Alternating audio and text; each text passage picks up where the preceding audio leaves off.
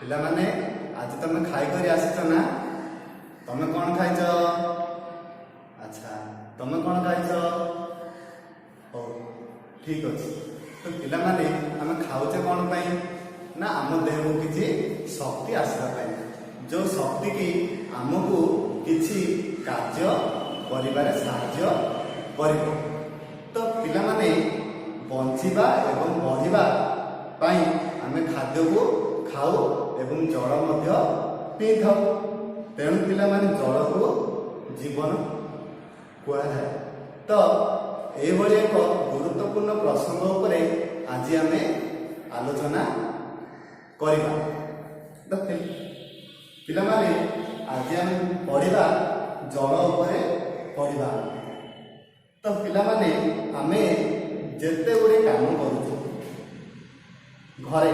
पीवा आरंभ कर खाइबा गाधोइबा इत्यादि अनेक प्रकार काम करजे से आमर जल आवश्यक होउची तो जदि आम शरीर जलीय अंश किसी कमी जाए ताहले आमे केउ केउ खाद्य को खाइदाऊ ना जलीय अंश रही खाद्य गुड़िक मध्यरे तरबुज एवं काकुड़ी एवं एमती अनेक प्रकार खाद्य अच्छी जो थी कि आम जलीय अंश अधिक परिमाण में रही तो पिला माने एबे तो आम खरा समय आसला तो खरा दिने अधिकांश कौन होता है ना खरार प्रकोपर आम शरीर जलीय अंश सब कमी जाए तो से जलीय अंश को भरण करने आमे केउ खाद्य खाइले भल रहिबो अच्छा तुम कहले बाप तरबुज नहीं तरबुज खाइले तरबुज आउ काकुड़ी अच्छा तो एमती अनेक प्रकार खाद्य पदार्थ अच्छी जो कि आमर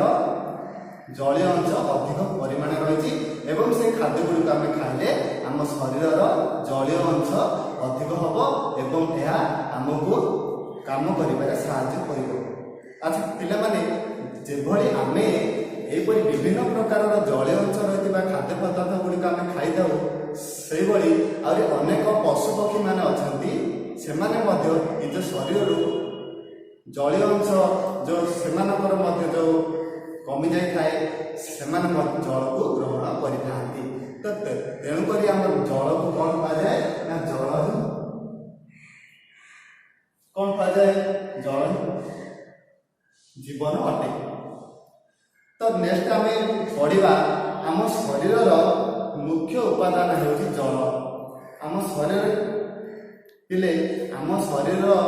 रक्तर मुख्य उपादान हो जल अटे आम शरीर अधारू अधिक परिमाण में आम शरीर में जल रही तो ये जो आम शरीर कोष अच्छी कोषर अधारू अधिक परिमाण जल रही जो जल की आम शरीर विभिन्न अंग प्रत्यंग को कार्यक्षम करिबारे साहाय्य करिथाए तो पिला माने प्राय बयस अनुसार आम शरीर में 45 रु 75 भाग आम शरीर जल रही है तो आम शरीर जो जल रही है से जल आम शरीर बज्य वस्तु रूप में जपरी झाड़ा आकार एवं परिस्रा आकार यही सब पदार्थ जल मिसी आमर बाहर को आसी जाए फल आम देह सुस्थ रही है तो से पिला माने तमें दैनिक केते जल ग्रहण कर तमें कहल अच्छा तमें केते पीउछ पिले ना आम दैनिक 3 रु 4 लिटर जल ग्रहण कले आम शरीर सुस्थ रहिबो तो आम शरीर को सुस्थ रखा निमंते आमको जल को निहाती ग्रहण करने पड़ो एवं प्रतिदिन आम 3 रु 4 लिटर जल पीवा हम तो पिला माने एबे आम गोटे काम करवा ना आम सब दिने केते परिमाणर जल आम ग्रहण करुचे एवं केउ केउ काम पाई आम जल ग्रहण करुचे ता ऊपर गोटे सारणी आम गोटे प्रस्तुत करवा तमें कौन कर ପିଲାମାନେ ନା ତମେ ପ୍ରତିଦିନ କେଉଁ କେଉଁ କାର୍ଯ୍ୟରେ ଜଳ ବ୍ୟବହାର କରୁଛ? ତମେ କହିଲ ବାପ, ଆଚ୍ଛା ଗାଧୋଇବାରେ ତମେ ଜଳକୁ ବ୍ୟବହାର କରୁଛ, ତମେ ପିଇବାରେ ନାଇଁ। ହଉ, ତ ଆମେ ଗାଧୋଇବା ପାଇଁ ଆମେ ଜଳ ବ୍ୟବହାର କରୁଛେ, ଗାଧୋଇବା ପାଇଁ ଏବଂ ପିଇବା ପାଇଁ। ଆଉ କଣ ପାଇଁ କହିଲ ପିଲେ? ମୁହଁ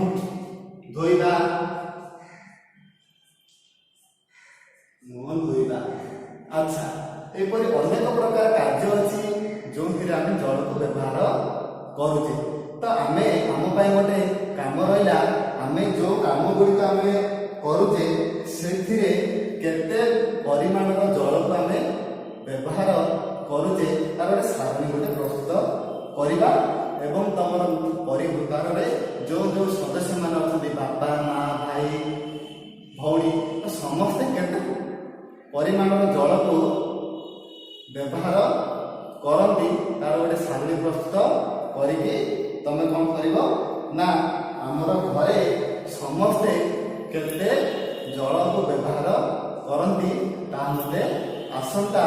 ଅଧ୍ୟାୟରେ କହିବ। ତାହେଲେ ତମ ପାଇଁ ଏକ ପ୍ରଶ୍ନ ରହୁଛି ପିଲେ, ସେ ପ୍ରଶ୍ନଟି ହେଉଛି ପୃଥିବୀ ପୃଷ୍ଠର 2/3 ଜଳ ରହିଥିଲେ ମଧ୍ୟ ଜଳର ସଂରକ୍ଷଣତାର ଆବଶ୍ୟକତା ରହିଛି। କାରଣ କଣ ନା ପୃଥିବୀରେ ଏତେ ପରିମାଣରେ ଜଳ ଅଛି, ତ ତଥାପି ଜଳର ସଂରକ୍ଷଣ କାହିଁକି ଆବଶ୍ୟକତା ରହିଛି? ତ ଏଇ ପ୍ରଶ୍ନଟି ତମେ କାଲି ଆସିଲା ବେଳକୁ ତାହାକୁ ତମେ ଲେଖିକରି ଆଣିବ। ଧନ୍ୟବାଦ ପିଲାମାନେ।